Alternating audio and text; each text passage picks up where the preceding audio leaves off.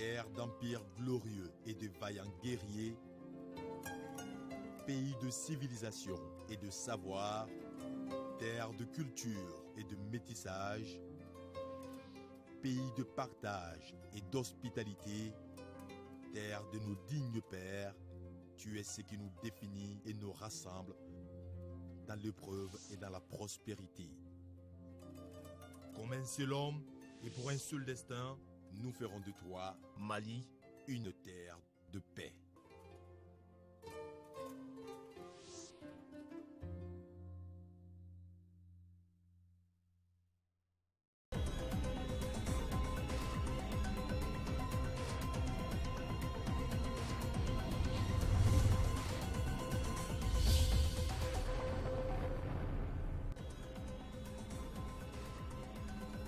Ça y est, c'est fait. Les autorités intérimaires ont été installées hier à Kidal. Ce bureau de 13 membres est dirigé par Hassan Ag Fagaga. Par cette installation, le gouvernement du Mali et ses partenaires marquent ainsi un pas de géant dans la mise en œuvre de l'accord pour la paix. Quelles sont les bonnes pratiques à adopter en cas de catastrophe? Le sujet a été évoqué aujourd'hui lors de la célébration de la Journée mondiale de la protection civile ce 1er mars. Pour plus de poissons dans les cercles de Yamfoïla, Bla et San, les acteurs de la filière de ces localités viennent de bénéficier de 100 kits de cages flottantes d'une valeur de plus de 700 millions de francs CFA pour booster le secteur. Voilà pour les titres, mesdames, messieurs, bonsoir et bienvenue dans l'édition de 20h. Et tout d'abord, le Conseil des ministres est réuni en session ordinaire le mercredi 1er mars 2017 dans sa salle de délibération au palais de Koulouba sous la présidence du président de la République, Ibrahim Boubacar Keïta. Après examen des points inscrits à l'ordre du jour, le Conseil a adopté des projets de texte, procédé à des nominations et entendu une communication. Dans ce studio avec moi, Nyanya Aliou Traoré. Nyanya, bonsoir. Bonsoir Amadou Sankari. Avec vous, le contenu de ce communiqué. Tout à fait. Bonsoir à tous. Merci de nous suivre au chapitre des mesures réglementaires au titre du ministère des Affaires étrangères, de la coopération internationale et de l'intégration africaine sur le rapport du ministre des Affaires étrangères, de la coopération internationale et de l'intégration africaine. Le Conseil des ministres a adopté des projets de texte relatifs à la ratification de l'accord de prêt signé à Bamako le 15 septembre 2016 entre le gouvernement de la République du Mali et l'Association internationale de développement IDA pour le financement du projet d'alimentation en eau potable en milieu urbain. Dans le cadre du financement du projet d'alimentation en eau potable en milieu urbain, l'Association internationale de développement accorde au gouvernement de la République du Mali un prêt d'un montant de 21 200 000 droits du tirage spéciaux, soit 15 milliards de francs CFA environ. Le projet objet du présent financement vise à augmenter la disponibilité de l'eau potable dans les centres urbains de Kita, Nyoro, Markala, Séléngué, Bougouni et Gao à travers notamment l'extension et la réhabilitation des systèmes de production et de distribution d'eau. Au titre du ministère de la Justice et des Droits de l'Homme, sur le rapport du ministre de la Justice et des Droits de l'Homme, garde des Sceaux, le Conseil des ministres a adopté un projet de décret portant création, organisation et modalités de fonctionnement de la Commission nationale de contrôle et de discipline des mandataires judiciaires en République du Mali.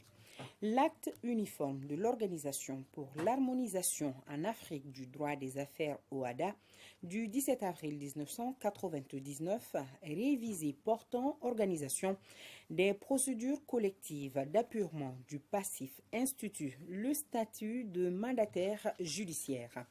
Le mandataire judiciaire est un professionnel désigné par décision de justice pour assister ou représenter un débiteur soumis à une procédure collective.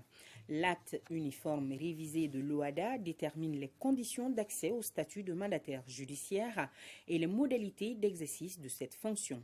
Il prévoit que chaque État membre de l'OHADA mette en place une autorité nationale chargée de contrôler l'accès et l'exercice de la fonction de mandataire judiciaire et d'en déterminer le barème de la rémunération. Il prévoit également que cette autorité nationale détermine les professionnels autres que les avocats et les experts comptables habilités à exercer la fonction de mandataire judiciaire. Le projet de décret adopté dans ce cadre crée la Commission nationale de contrôle et de discipline des mandataires judiciaires en République du Mali et en détermine les attributions, l'organisation, les modalités de fonctionnement et de financement.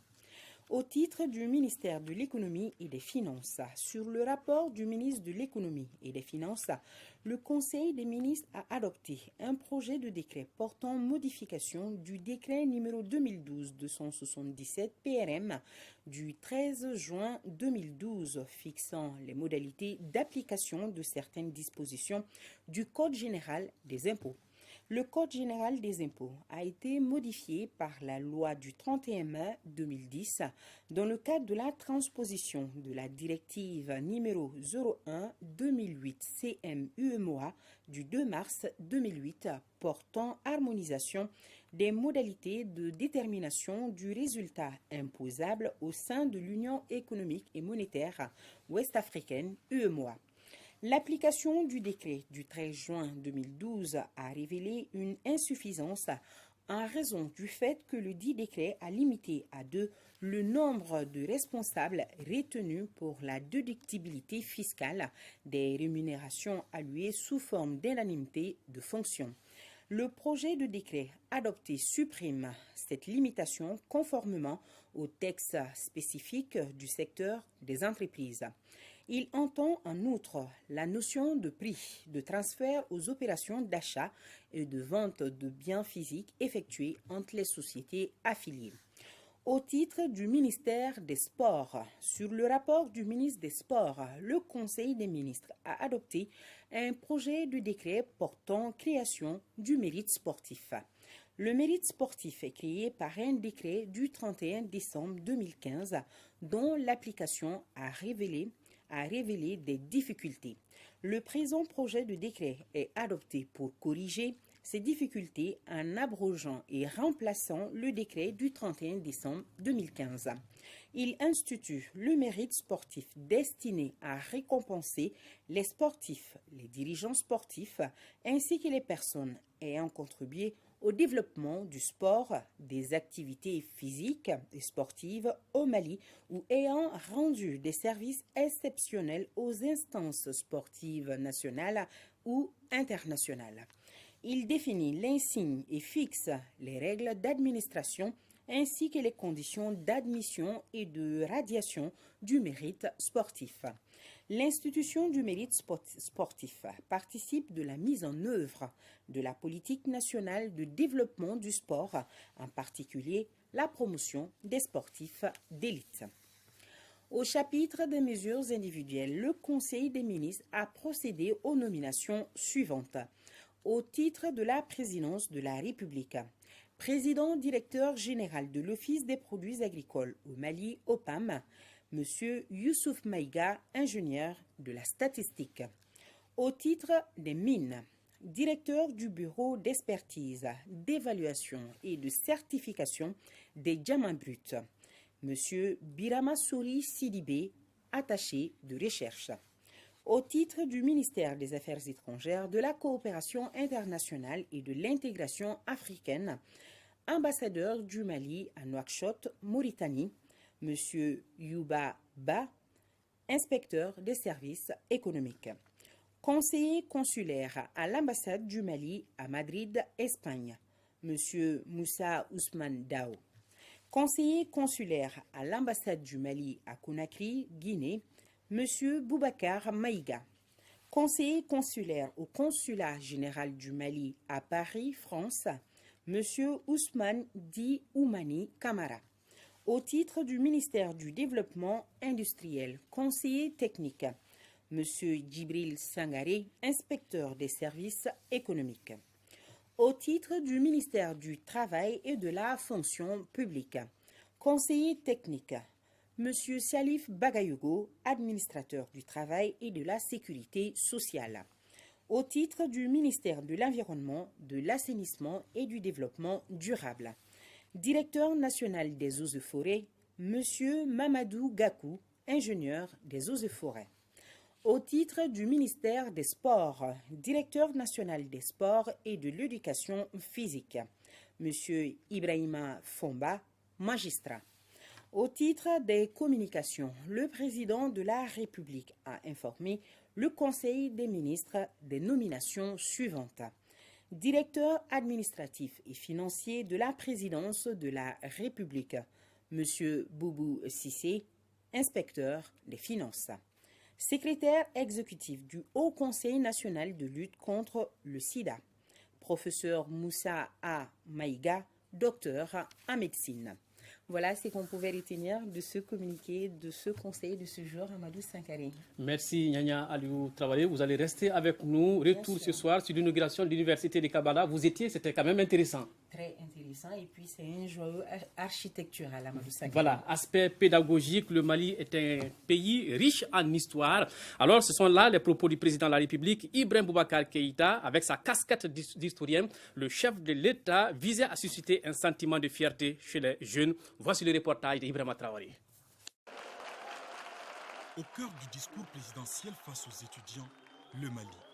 Dans la foulée de l'inauguration du complexe universitaire de Kabbalah, le chef de l'État dispense un bref cours d'histoire pour rappeler ou apprendre aux plus jeunes la grandeur de leur pays. Un pays de savoir qui s'est illustré très vite dans le temps par des hauts faits, explique l'historien du jour.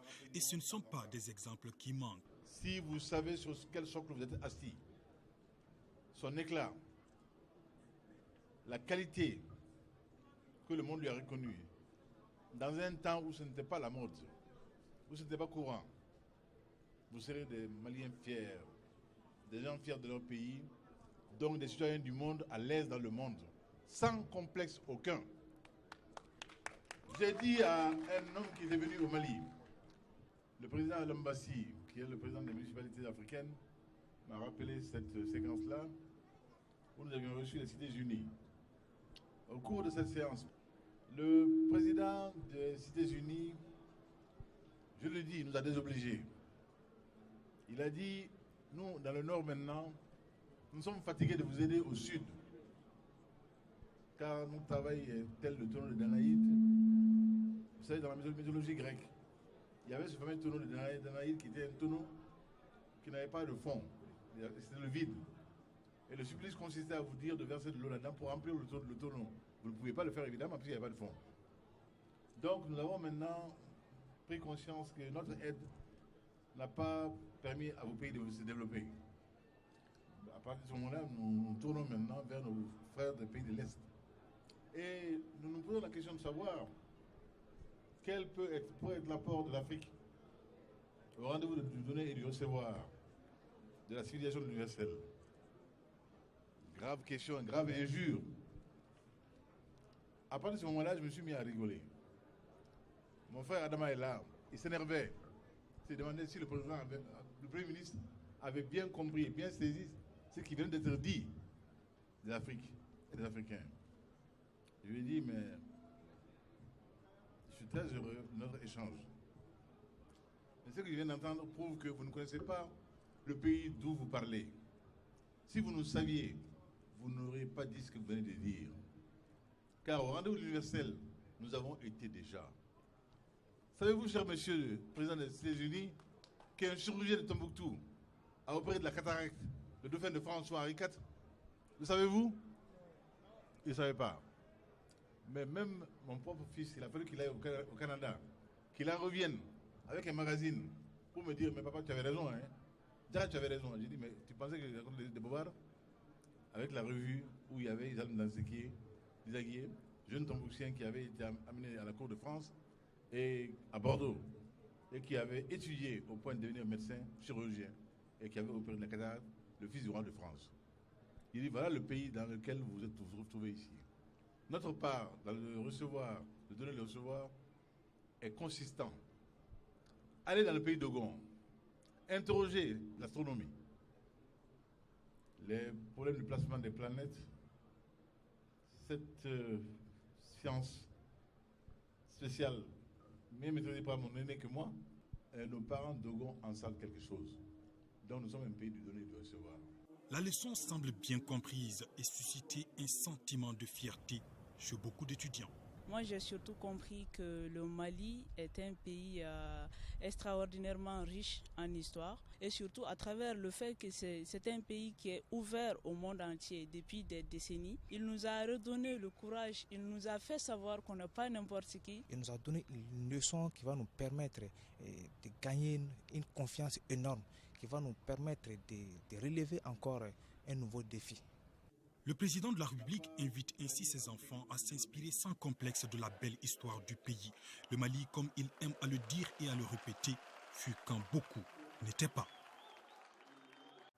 Au courrier départ de la présidence de la République, ce message de compassion du président de la République, Ibrahim Boubacar Keïta, à son homologue Roch Marc Christian Kaboré, président du Burkina Faso, message ainsi libellé. C'est avec une profonde affliction et une grande indignation que j'ai appris l'attaque terroriste perpétrée contre 2 commissariats de police dans le nord de votre pays dans la nuit du lundi 27 au mardi 28 février 2017. Ayant fait un blessé et causé des dégâts matériels. En cette douloureuse circonstance, je voudrais, au nom du peuple du Mali, de son gouvernement et à mon nom propre, adresser à votre Excellence, au peuple frère du Burkina Faso, ma profonde compassion. Je formule des vœux de prompt rétablissement aux blessés et saisis cette occasion pour condamner avec la plus grande fermeté cet acte criminel qui n'ébranlera nullement la volonté des pays de notre région et de la communauté internationale à combattre le terrorisme sous toutes ses formes, tout en vous renouvelant mes sentiments de profonde compassion et de sympathie. Je vous prie d'agréer, Excellence, Monsieur le Président, l'assurance de ma très haute considération, signé le Président de la République, Ibrahim Boubacar Keïta. Je vous le disais dans les titres, le gouvernement du Mali résolument engagé dans la mise en œuvre du contenu de l'accord pour la paix et la réconciliation. Après le démarrage des patrouilles mixtes dans la région de Gao, une autre phase décisive vient d'être entamée, c'est l'installation des autorités intérimaires et c'est la région de Kidal qui a constitué la première étape de cette opération avec l'investiture d'un bureau de 13 membres dirigé par Hassan Ag Fagaga. Boubacar Bablé Touré, Djibril Bagayogo sont nos envoyés spéciaux à Kidal. Longtemps attendu et plusieurs fois reporté, la dynamique d'installation des autorités intérimaires est désormais enclenchée. Et c'est l'ADRA des IFOAS qui est la première collectivité région à avoir ceux qui auront la charge de conduire les destinées de la région de Kidal, installée pour une période transitoire d'1 an. C'est une équipe de 13 membres dirigée par Hassan Ag Fagaga. Par ce geste, le gouvernement de la République du Mali donne corps à une disposition de l'accord pour la paix et la réconciliation issue du processus d'Alger. Salut fraternel du président de la République, son Excellence Ibrahim Boubacar Keïta, et celui de l'ensemble du gouvernement dirigé par Modibo Keïta. Ce salut fraternel, nous le portons aujourd'hui à Kidal parce que Kidal a été choisi pour servir d'exemple dans la mise en œuvre de l'accord par la mise en place des autorités intérimaires. Un grand pas vient donc d'être franchi vers le retour de la paix et de la cohésion sociale. Quand on sait que l'installation des autorités intérimaires marque le début du retour de l'État dans toutes ses composantes, dans les localités où les populations souffrent de l'absence des structures étatiques indispensables à leur plein épanouissement et à la sécurisation des personnes et de leurs biens. Le Premier ministre et tous les gouvernements, par ma voix, vous rassure qu'aucun effort ne sera ménagé pour que les services sociaux de base reprennent ici à Kidal, dans toute la région de Kidal, dans les meilleurs délais. Que les services de l'État qui ont quitté ici Kidal parce qu'ils ne pouvaient plus y vivre en sécurité reviendront aussi dans les meilleurs délais. Une démarche en laquelle les populations et les partis signataires placent beaucoup d'espoir. Certains défis restent à relever, tels que l'accès à l'éducation, à la santé, la sécurité alimentaire, la cohésion sociale et l'accès au transport humanitaire. Ce qui s'est passé, on peut l'oublier, on peut l'effacer. Ce qui compte, c'est le présent et l'avenir que nous devons construire ensemble dans le respect des règles de cette République que nous avons unanimement reconnue. Nous saisissons l'occasion pour adresser nos vives félicitations à la médiation internationale et aux partis signataires de l'accord pour ces résultats qui, pensons-nous, sera suivi rapidement d'autres. Les défis sont donc énormes, tout comme les enjeux. Et les autorités intérimaires en ont conscience. Nous, le bureau de cette autorité et l'ensemble des conseillers de l'autorité, on s'engage devant le Mali pour relever les défis qui d'abord s'opposent à notre région. Comme premier défi aujourd'hui, c'est vraiment la cohésion sociale, le retour des déplacés et des réfugiés, aujourd'hui la réhabilitation des services sociaux de base, la préparation des élections, l'appui au MOC. Une cérémonie d'installation qui s'est déroulée en présence de nombreux partenaires du Mali dans sa démarche vers la construction d'une paix définitive. Ce message de félicitations du Haut Conseil des collectivités au président de la République, c'est avec un grand bonheur et un sentiment de fierté partagé que nous avons appris donc, au Haut Conseil des collectivités l'attribution du prix Mandela de la démocratie 2016 au président de la République, donc Ibrahim Boubacar Keïta. Nous considérons que ce prix est une récompense méritée au président Ibrahim Boubacar Keïta pour sa contribution à l'édification d'une société de paix entre les hommes et les nations. Ces actes très honorable en faveur de la promotion du développement de l'Afrique à travers sa diplomatie économique, sécuritaire, humanitaire, culturelle et spirituelle.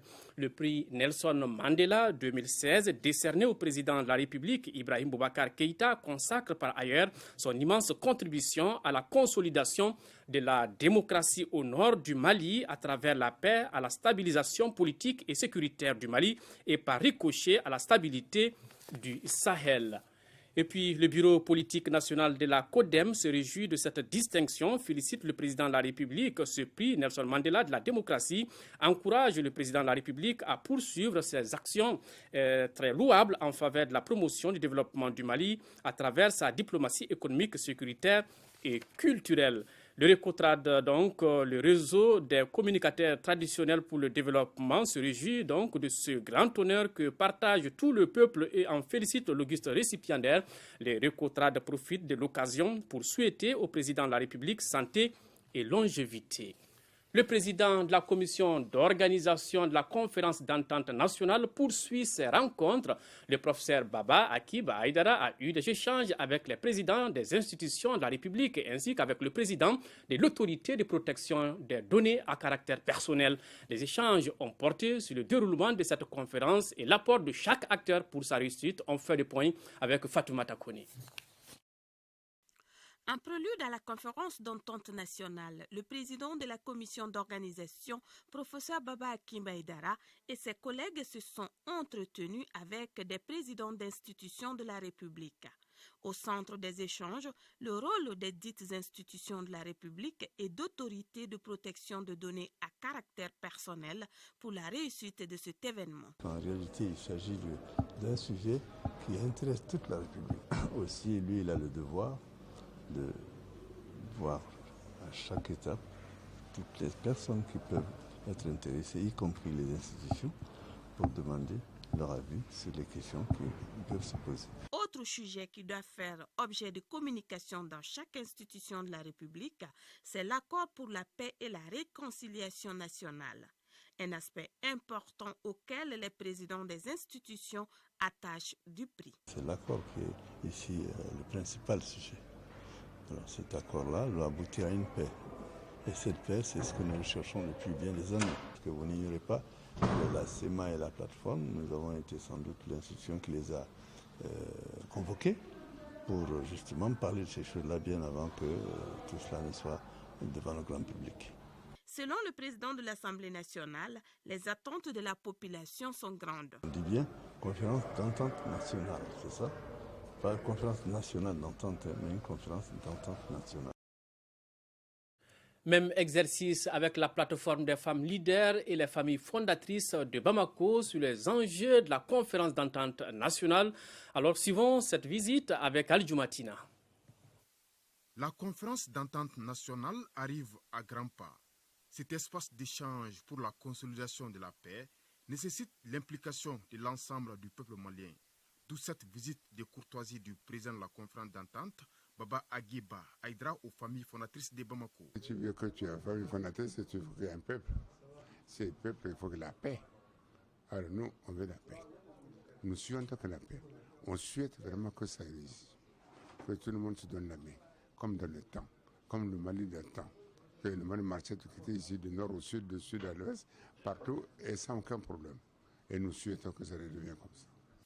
Auparavant, c'était la plateforme des femmes leaders de s'entretenir avec le président de la conférence sur les enjeux de la rencontre. Le président de la commission nous a appelés et c'était pour partager sa vision et ses ententes avec nous en tant que femmes du Mali.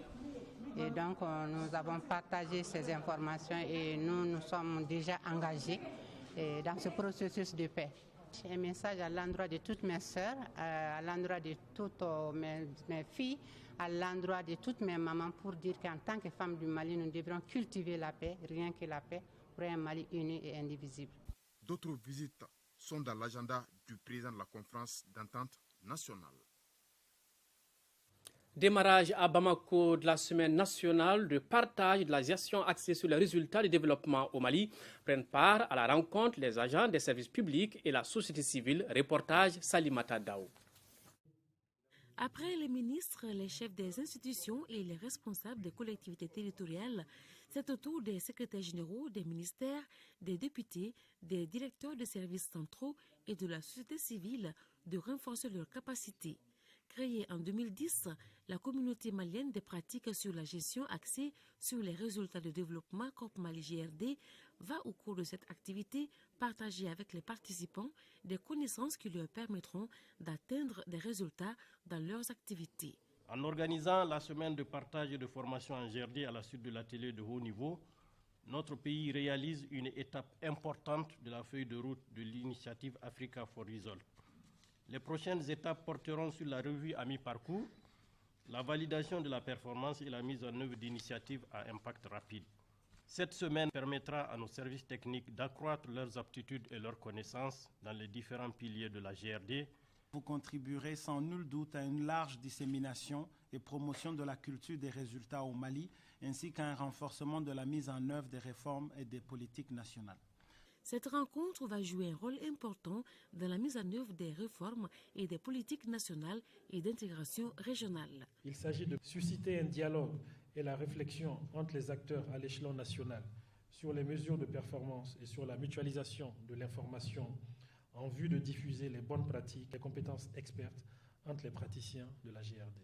Mobiliser les ressources aussi bien humaines que matérielles pour créer les synergies nécessaires à l'atteinte rapide de quelques résultats du CRED, le cadre stratégique pour la relance économique et le développement durable. Les participants vont échanger leurs expériences et discuter autour de plusieurs thématiques pendant 3 jours. Après l'UNTM et la CSTM, le ministre du Travail, de la fonction publique et de la réforme de l'État poursuit ses visites de prise de contact au niveau des centrales syndicales. C'est ainsi que Mme le ministre a échangé avec la Confédération malienne du travail et la Centrale démocratique des travailleurs du Mali. Le renforcement du dialogue social était au centre des débats. Reportage Batrawari. La Confédération malienne du travail, CMT, et la Centrale démocratique des travailleurs du Mali, CDTM, sont les deux dernières organisations syndicales au programme de la visite de terrain du ministre du Travail, de la fonction publique et de la réforme de l'État. Renforcer le dialogue pour garantir la paix sociale est le principal message passé par le ministre partout où elle est passée. Dans le cadre des renforcements des capacités, dans le cadre des dispositions qui ont été prises pour l'harmonisation des primes et indemnités qui interviennent très souvent dans les préavis de grève que nous recevons, et aussi dans le cadre de la formation, le renforcement de capacité qui est aussi un facteur de stabilisation du dialogue social. Et toutes ces dispositions sont déjà prises au niveau du ministère du Travail et aussi par rapport à la révision de la politique salariale du Mali qui est prévue pour 2018. Nous avons partagé toutes ces préoccupations, toutes ces perspectives avec l'ensemble des syndicats. Il s'agit pour nous de conforter la stabilité sociale, de conforter le dialogue social dans l'intérêt des travailleurs du Mali. Les deux centrales adhèrent pleinement à cette démarche du ministre. Nous estimons que rien ne vaut le contact direct. Si les conditions de vie et de travail sont améliorées, c'est l'amélioration des conditions de vie de la population. Ça ne nous étonne pas que Madame le ministre fasse le déplacement pour venir échanger avec nous, nous exposer d'abord tout ce qu'elle a comme initiative, comme proposition pour faire avancer le dialogue, pour renforcer le dialogue et surtout des propositions concrètes qu'elle a eu à nous faire dans le cadre du renforcement des capacités et des centrales syndicales et des travailleurs de l'État. La remise d'un tableau de la charte demandée au ministre par la secrétaire générale de la CDTM est la preuve que gouvernement et syndicats accordent beaucoup d'importance au dialogue. 1er mars, journée mondiale de la protection civile. L'événement a été célébré aujourd'hui. Cette journée vise à attirer l'attention du public sur le rôle de la protection civile et sensibiliser les populations sur les bonnes pratiques à adopter en cas de catastrophe. La cérémonie a été marquée par un défilé des agents de la protection civile et les différents corps des forces armées de sécurité de notre pays ont fait le point avec Nouhoum Sissoko. Ensemble avec la protection civile face aux catastrophes, c'est le thème de la journée mondiale 2017 de la protection civile. Ce thème vise à susciter une solidarité collective autour des soldats du feu dans l'exercice de leur mission. En 2016, le service de la protection civile a effectué près de 15 000 interventions, dont plus de 12 000 ont concerné les cas d'accidents de la circulation. Les différentes unités d'intervention ont enregistré 938 morts et quelques 21 000 blessés. Tout le monde doit être acteur de la lutte contre les catastrophes, y compris les populations. C'est pourquoi nous organisons de temps en temps ce qu'on appelle les formations de masse pour apprendre aux populations les gestes élémentaires de secourisme. La protection civile a également bénéficié d'appui auprès de l'État et des partenaires. Il s'agit notamment de l'acquisition de 24 véhicules de différents types, 13 motos, une pirogue motorisée, 7 groupes électrogènes. La structure qui couvre actuellement toutes les régions du Mali est appelée à relever des défis. Il s'agit de renforcer davantage ce positionnement en créant beaucoup plus d'unités pour rapprocher les agents aux populations à secourir. Nous sommes un peu représentés sur les cours d'eau. Il faut augmenter les unités fluviales. Vous avez pu voir la montée en puissance de la protection civile et cette montée en puissance va être bientôt consacrée dans une loi de programmation de sécurité intérieure et de protection civile. Et cela va nous permettre également dans les 5 ans à venir de transformer la protection civile en un service plus professionnel, mieux équipé, mieux adapté et qui est présent sur tout le territoire. Plusieurs activités sont à l'affiche de cette célébration, à savoir des conférences-débats, des journées portes ouvertes, des cours de prévention des catastrophes et les gestes de premier secours dans les établissements scolaires et les centres de formation militaire, entre autres. Beaucoup plus de poissons dans nos plats, oui, 709 millions de francs CFA, c'est le coût de 100 kits de cages flottantes dont viennent de bénéficier les acteurs de la filière poisson. Ces équipements sont destinés à plusieurs associations des pêcheurs des cercles de Yamfolila, Bla et Sam.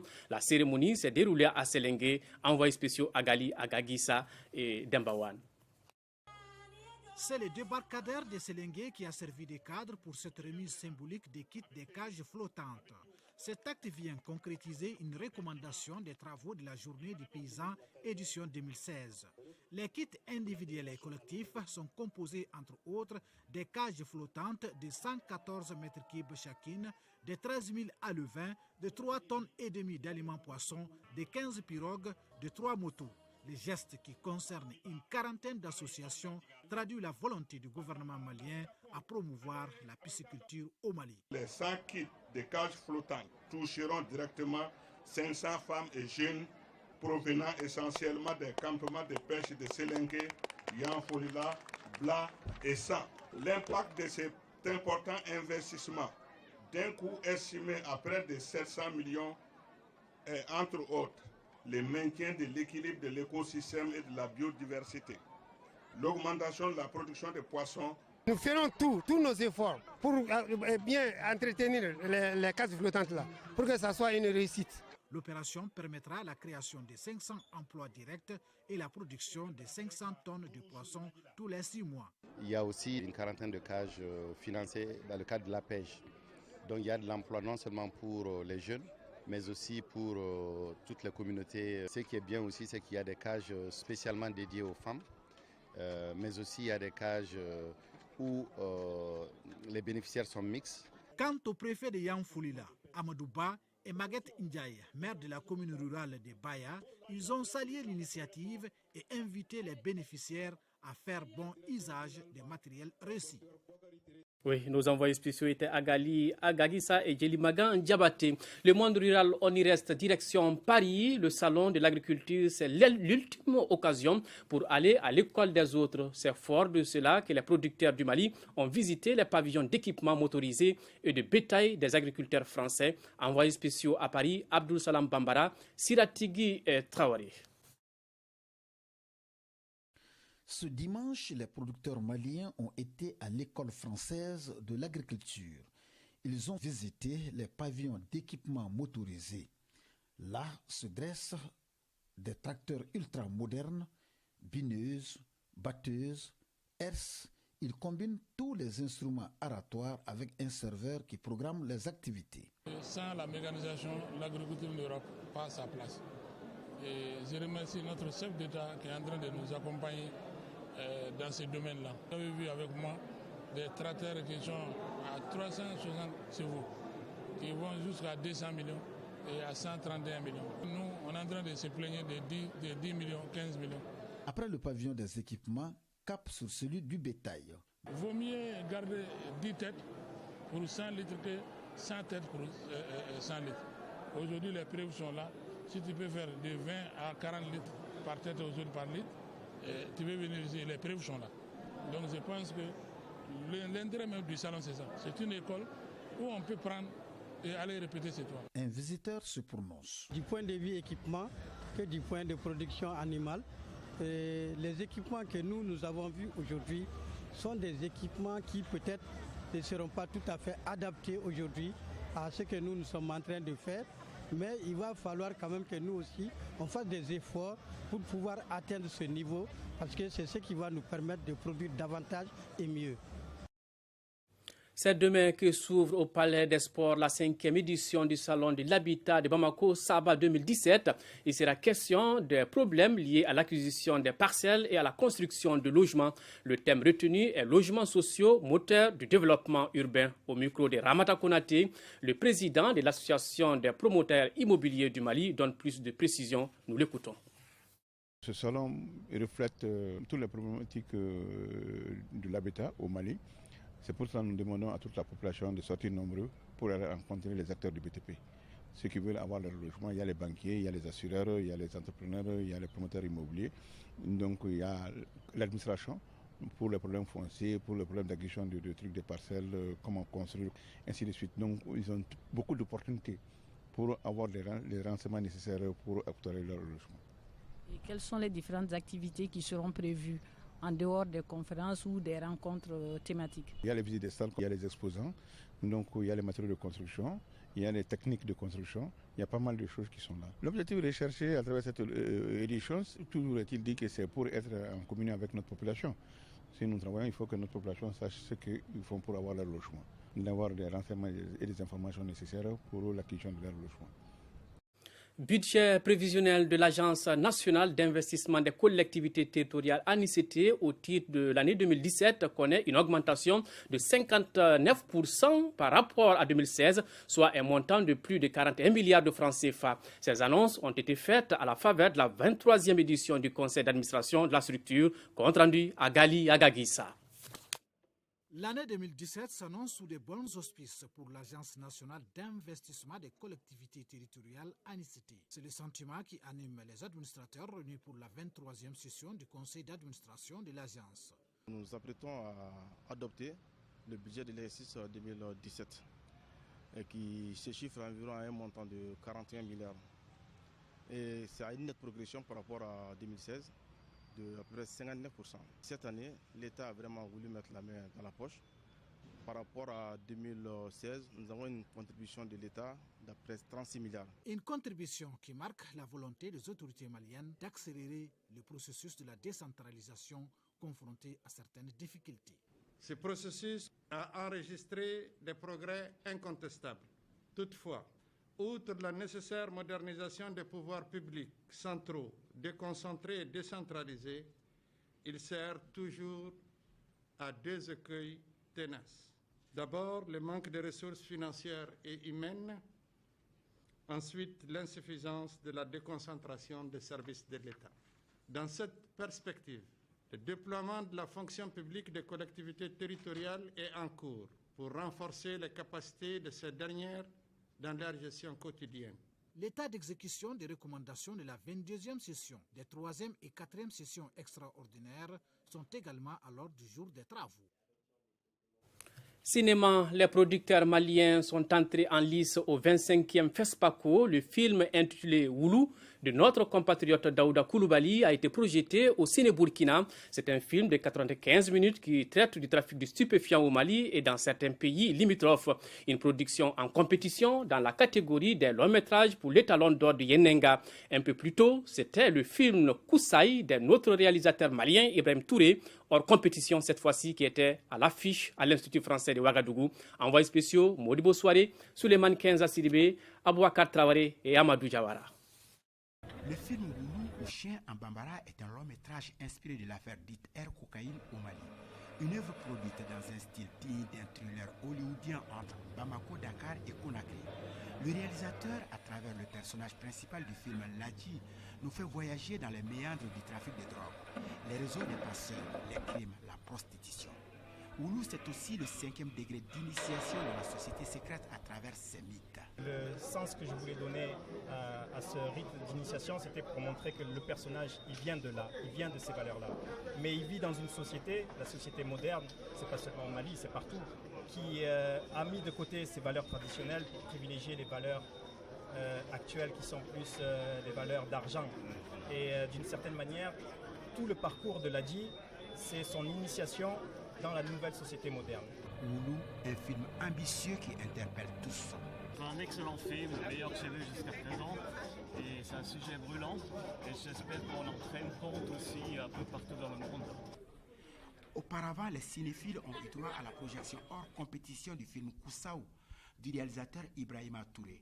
Cette production du CNCM est une adaptation du roman Les Cure-dents de Tombouctou du docteur Ndo Cissé. Les cure-dents de Tombouctou, ce sont ces petits arbustes très néfastes qui tuent à petit feu. L'œuvre raconte la mort d'un fils qui tourne un psychodrame familial. Le sujet touche à la perte de confiance qui altère la vie conjugale, affecte les relations sociales et même perturbe la foi du croyant. C'est le combat de tous les jours de nous les femmes, surtout les femmes africaines. Alors on doit se battre pour comprendre nos maris et essayer de maintenir un peu de stabilité au sein de notre foyer, essayer de comprendre nos maris, les accompagner et quelles qu'en soient les difficultés de la vie. La situation se passe dans le roman à Tombouctou. J'ai voulu montrer que la vie est possible à Tombouctou. Tombouctou reste digne, les hommes restent dignes avec leurs pensées, leur mode de pensée, leur folie, leur religion. Au sortir de ces projections, on pourrait dire que le compte à rebours a commencé pour les films du Mali. Et l'espoir est donc bien permis, en tout cas, pour le film Woulou de décrocher des prix et pourquoi pas l'étalon d'or de Yenenga à la plus grande distinction du FESPACO. Page noire de ce journal, nous avons appris aujourd'hui le décès du docteur Oumar Barou Makalou, économiste. Il fut entre autres directeur général des impôts du Trésor, directeur général de la coopération internationale et gouverneur de la Banque centrale du Mali. Ces obsèques auront lieu demain dans la grande famille Makalou à 16h à Dar es Salaam. Que son âme repose en paix. C'est la fin donc de ce journal au nom de l'ensemble de la rédaction. Merci de l'avoir suivi. Autre rendez-vous avec l'actualité demain 10h-13h, une présentation de Mohamed Ould Mamouni. S'il plaît à Dieu, je serai là pour les éditions du soir. Au revoir. Allah bénisse le Mali.